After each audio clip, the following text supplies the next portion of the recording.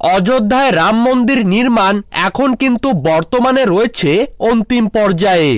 22শে জানুয়ারি শুভ মুহূর্তে মন্দিরের প্রাণ প্রতিষ্ঠার পর প্রভু শ্রীরাম মন্দিরের গর্ভগৃহে বিরাজমান হবেন, আর তারপরেই শ্রদ্ধালুদের জন্য মন্দিরের দরজা খুলে দেওয়া হবে। দেশের কোটি কোটি মানুষ বর্তমানে কিন্তু মন্দিরের দর্শন করতে চাইছেন। তারা কিন্তু কেউই আর অপেক্ষা করতে পারছেন না, কারণ বহু বছর অপেক্ষার অবসানের পর অযোধ্যায় কিন্তু তৈরি হচ্ছে রাম মন্দির। দেশের মানুষের পাশাপাশি বিদেশের বহু মানুষ কিন্তু আসবেন প্রভু রামের দর্শন করতে। আমাদের পূর্বজরা বহু মন্দির কিন্তু ভাঙতে দেখেছেন, কিন্তু আমরা বহু ভাগ্যবান যে এই জেনারেশনে দাঁড়িয়ে আমরা রাম মন্দির স্থাপন নিজের চোখে দেখতে পাচ্ছি। আর আপনারা এটি শুনলে অবাক হবেন যে আমাদের হিন্দু ভাইদের পাশাপাশি অনেক মুসলিম ভাইরাও কিন্তু এই মন্দির নির্মাণ কার্যে সাহায্য করছেন। সূত্র অনুযায়ী অযোধ্যার এক মুসলিম ভাই মোহাম্মদ সমর গজনী তার 90 লক্ষ টাকা দামের মূল্যবান সম্পত্তি রাম মন্দির নির্মাণ কার্যের জন্য দান করে দিয়েছেন। তিনি কিন্তু যোগী আদিত্যনাথের সাথেও দেখা করেছেন। তিনি তার সম্পত্তির সমস্ত নথিপত্র রাম মন্দির ট্রাস্টের নামে দান করে দিয়েছেন এবং রাম মন্দির কর্তৃপক্ষ সেই সমস্ত সম্পত্তিকে বিক্রি করে সেই বিপুল রাশিকে কিন্তু মন্দির নির্মাণ কার্যে লাগিয়ে দিয়েছে। মোহাম্মদ সমর গজনী জানিয়েছেন তিনি হিন্দু এবং মুসলিমদের মধ্যে ঐক্য স্থাপনের জন্য এই কাজ করেছেন। শুধু তিনি নয়, অযোধ্যায় প্রত্যেকটি মুসলিমরাই রাম মন্দিরকে কিন্তু যথেষ্টই শ্রদ্ধা করে। সেখানকার মুসলিমরা এবার কিন্তু রাম নামের প্রদীপ প্রজ্বলন করে দীপাবলি পালন করেছিলেন।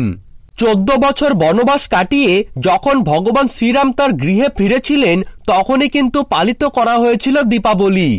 আর অযোধ্যাতে শ্রীরামকে স্বাগত জানাতে গিয়েই মুসলিমরা কিন্তু দীপাবলির সময় শ্রীরামের প্রদীপ জ্বালিয়েছিলেন। ইন্দোনেশিয়ার মুসলিম ভাইরা জানিয়েছেন তারা ভগবান শ্রীরামকে নিজেদের পূর্ব বংশধর বলে মনে করেন। অর্থাৎ হিন্দু থেকে শুরু করে মুসলিম, শিখ, জৈন প্রায় প্রত্যেক ধর্মের মানুষেরাই বর্তমানে কিন্তু শ্রীরামকে স্বাগত জানাতে গিয়ে খুবই আনন্দিত রয়েছেন এবং কখন মন্দির উদ্বোধন হয়ে তার দরজা খুলে যাবে সকলের জন্যই তারই কিন্তু অপেক্ষা করছেন সমস্ত জনগণ। 22শে জানুয়ারি রাম মন্দির উদ্বোধনের দিন প্রধান অতিথি হিসেবে কিন্তু থাকবে ভারতবর্ষের প্রধানমন্ত্রী নরেন্দ্র মোদী। তারই পাশাপাশি বিদেশ থেকে কিন্তু বহু পরিমাণে অতিথি আসতে চলেছেন রাম মন্দির উদ্বোধনের দিন। আসুন জেনে নেই মন্দির ওপেনিং এর দিন কি কি পদক্ষেপ নেওয়া হচ্ছে ও অন্যান্য ধর্মের মানুষেরা এই বিষয়ে কি জানাচ্ছেন। তো সবকিছু বিস্তারিতভাবে জানার আগে আপনারা অবশ্যই কমেন্ট বক্সে জয় শ্রীরাম লিখে জানাবেন। প্রধানমন্ত্রী নরেন্দ্র মোদীজি রাম মন্দিরের উদ্বোধন করবেন। এরপরেই মন্দিরের গর্ভগৃহে শ্রীরামের কিন্তু প্রাণ প্রতিষ্ঠা করা হবে, আর যার পরেই দেশের হাজার হাজার লক্ষ লক্ষ মানুষদের জন্য মন্দিরের কিন্তু প্রবেশ পথ খুলে দেওয়া হবে। 16 জানুয়ারি থেকেই কিন্তু মন্দির উদ্বোধনের অনুষ্ঠান শুরু হয়ে যাবে এবং 22 তারিখে অন্তিম পর্যায়ে কিন্তু ওপেনিং হবে মন্দিরের এবং 5000 জন সাধু এবং অন্যান্য শিল্পীরা তাদের কিন্তু শিল্প প্রদর্শন করবেন। প্রায় 17,000 ভিভিআইপি গেস্টকে কিন্তু নেমন্তন্ন করা হয়েছে রাম মন্দির উদ্বোধনের দিন। তার মধ্যে দেশের বহু নেতামন্ত্রী সহ বড় বড় বিজনেসম্যান এবং অনেক মুসলিম ভাইরাও রয়েছেন। উদ্বোধনকে কেন্দ্র করে গোটা অযোধ্যা জুড়ে কিন্তু কড়া নিরাপত্তা জারি করা হয়েছে। কড়া পুলিশি নিরাপত্তায় কিন্তু মুড়ে ফেলা হয়েছে গোটা রাম মন্দির চত্বরকে।